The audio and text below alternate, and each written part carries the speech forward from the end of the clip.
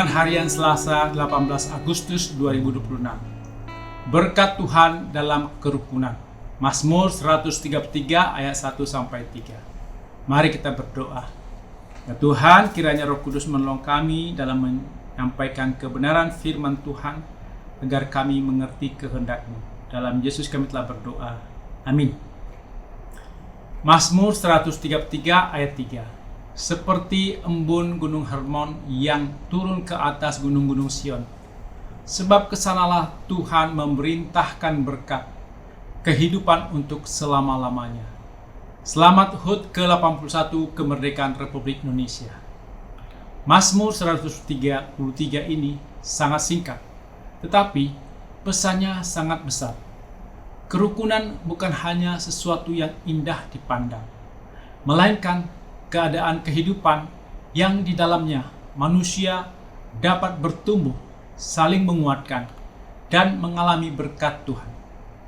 Pada saat bangsa Indonesia memperingati 81 tahun kemerdekaan, firman ini mengajak kita bertanya, setelah 81 tahun merdeka, apakah kita juga semakin hidup bersama sebagai saudara? Indonesia memang telah merdeka secara politik, namun kemerdekaan harus terus diperjuangkan dalam kehidupan bersama. Merdeka dari kebencian, prasangka, kekerasan, fanatisme sempit, fitnah, diskriminasi, korupsi, dan keinginan menguasai sesama. Mazmur 133 tidak mengatakan, sungguh alangkah baiknya apabila semua saudara mempunyai pendapat yang sama. Pemazmur berkata, diam bersama dengan rukun. Kerukunan tidak berarti keseragaman. Indonesia terdiri dari bermacam-macam suku, bahasa, budaya, agama, denominasi gereja, kelompok sosial, dan pilihan politik. Perbedaan itu tidak harus dihapus. Yang harus kita pelajari ialah bagaimana hidup bersama di tengah perbedaan. Tafsiran Mazmur 133 menjelaskan tentang kerukunan dalam kehidupan masyarakat dan bangsa. Kerukunan diperlukan dalam keluarga, gereja, antar kelompok, antar suku, dan antar agama. Karena itu, orang Kristen tidak boleh memahami kerukunan hanya sebagai orang Kristen harus rukun dengan sesama orang Kristen. Kasih Allah yang kita alami harus mengalir keluar kepada sesama manusia. Dalam sebuah tafsiran menegaskan bahwa kasih persaudaraan yang dialami dalam komunitas umat Allah seharusnya mengalir juga kepada mereka yang berada di luar komunitas itu. Inilah panggilan kita di Indonesia. Rukun antar umat beragama bukan berarti mencampur adukan iman. Seorang Kristen dapat tetap sungguh-sungguh menjadi Kristen. Seorang Muslim tetap menjalankan keyakinannya. Demikian pula pemeluk Hindu, Buddha, Konghucu, dan agama lainnya. Kerukunan berarti kita tidak menjadikan perbedaan iman sebagai alasan untuk membenci, merendahkan, mengancam, atau meniadakan hak orang lain. Kerukunan berarti kita dapat berkata, iman kita berbeda, tetapi kita adalah sesama manusia dan sesama warga Indonesia. Kita dapat saling menghormati dan bekerja sama untuk kebaikan bersama. Hal yang sama berlaku dalam politik. Dalam negara demokratis, pasti ada pemerintahan dan ada kelompok oposisi. Ada yang mendukung kebijakan pemerintah dan ada yang mengkritiknya. Kerukunan tidak berarti tidak boleh berbeda pendapat. Oposisi bukan musuh bangsa. Kritik tidak otomatis berarti kebencian. Sebaliknya, pemerintah juga bukan musuh hanya karena kebijakannya tidak selalu kita setujui. Yang merusak kerukunan ialah ketika perbedaan pendapat berubah menjadi penghinaan, fitnah, kebencian, pemaksaan, dan penghilangan martabat orang lain. Kita dapat berbeda tanpa bermusuhan, mengkritik tanpa menghina, mendukung tanpa memuja, dan berdebat tanpa membenci. Mengapa hal seperti ini sulit? Dalam sebuah tafsiran Mazmur 133 menjelaskan bahwa akar perpecahan bukan hanya perbedaan pendapat. Di dalam hati manusia terdapat kesombongan, ketakutan, keegoisan, keinginan mendominasi, dan prasangka yang diwariskan. Inilah kendala kerukunan bangsa kita. Kadang kita merasa kelompok kita paling benar dan kelompok lain tidak perlu didengar. Media sosial pun dapat memperburuk keadaan ketika kita lebih cepat menyebarkan kemarahan daripada kebenaran. Perbedaan politik masuk ke keluarga, perbedaan agama menjadi kecurigaan, perbedaan identitas suku yang sebenarnya netral kemudian diberi label umum tertentu. Lalu label itu dianggap berlaku kepada semua orang dari suku tersebut.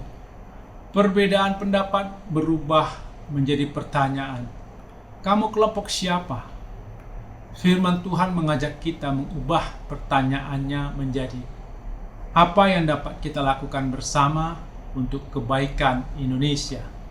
Mazmur 133 kemudian menggunakan dua gambaran yang indah. Pertama, kerukunan seperti minyak yang mengalir dari kepala Harun ke janggut dan jubahnya. Minyak itu tidak berhenti pada satu titik. Sebuah tafsiran menggambarkannya sebagai kebaikan yang menyebarkan keharuman ke sekeliling. Begitulah seharusnya kebaikan dari kerukunan. Satu keluarga yang rukun dapat membawa kedamaian kepada lingkungan. Satu gereja yang rukun dan terbuka dapat membangun persaudaraan lintas agama.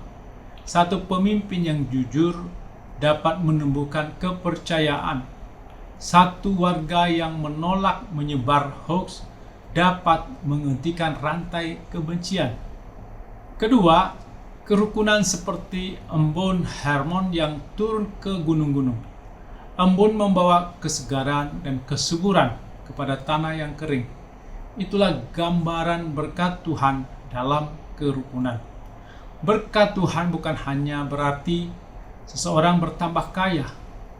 Berkat adalah ketika kehidupan dapat bertumbuh, ketika anak-anak dapat bersekolah dengan aman, orang dapat beribadah tanpa takut, tetangga berbeda agama saling menolong, masyarakat melindungi yang lemah, hukum berlaku adil, pemerintah mendengar kritik, oposisi memperjuangkan kepentingan rakyat, dan masyarakat dapat berbeda tanpa saling menghancurkan.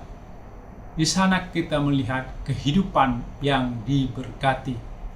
Sebuah tafsiran menegaskan bahwa kerukunan bukan sekedar tidak bertengkar, tetapi saling mengasihi, mengusahakan kesejahteraan sesama, dan saling melayani. Dan pada tempat tersebut, orang hidup dalam kasih. Tuhan memerintahkan berkat. Berkat yang paling utama ialah kehidupan. Maka pada HUT ke-81 kemerdekaan Republik Indonesia, doa kita bukan hanya Tuhan berkatilah Indonesia.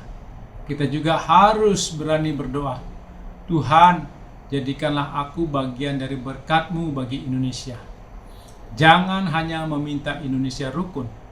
Mulailah kerukunan dari diri kita, dari keluarga kita, dari gereja kita, dari grup WhatsApp kita, dari cara kita berbicara tentang orang yang berbeda agama, dari cara kita menanggapi orang yang berbeda pilihan politik, dari keberanian meminta maaf, mendengarkan, berdialog, dan bekerja sama. Kiranya pada usia kemerdekaan yang ke-81 ini, Indonesia semakin menjadi rumah bersama, tempat perbedaan tidak menjadi alasan untuk saling menghancurkan, tapi menjadi kesempatan untuk saling melengkapi. Tuhan memberkati Indonesia, Dirgahayu ke-81 Republik Indonesia, merdeka dalam persaudaraan, merdeka untuk mengasihi, dan merdeka untuk menjadi berkat.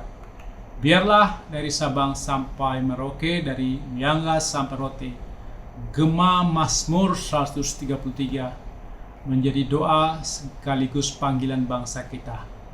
Marilah kita menyanyikan Mazmur 133 ayat 1 dan 3.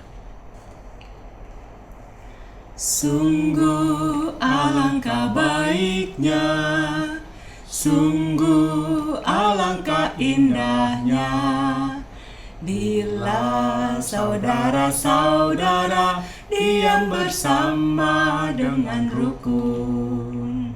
Seperti embun yang turun dari gunung Hermon ke atas gunung-gunung Sion. Sebab kesanalah Tuhan memerintahkan berkat kehidupan selamanya.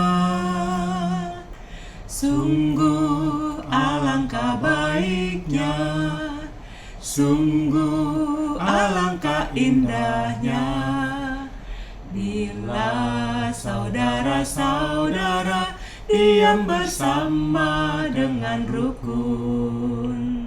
Amin, mari kita berdoa. Ya Tuhan, mampukan kami hidup rukun dalam setiap perbedaan, menjadi pembawa damai dan berkat bagi sesama, serta bersama-sama membangun Indonesia dalam kasih, keadilan, dan persaudaraan. Kami berdoa juga untuk sesama kami yang mengalami gempa di NTT. Tuhan menolong dan menguatkan mereka. Dalam nama Yesus kami berdoa. Amin.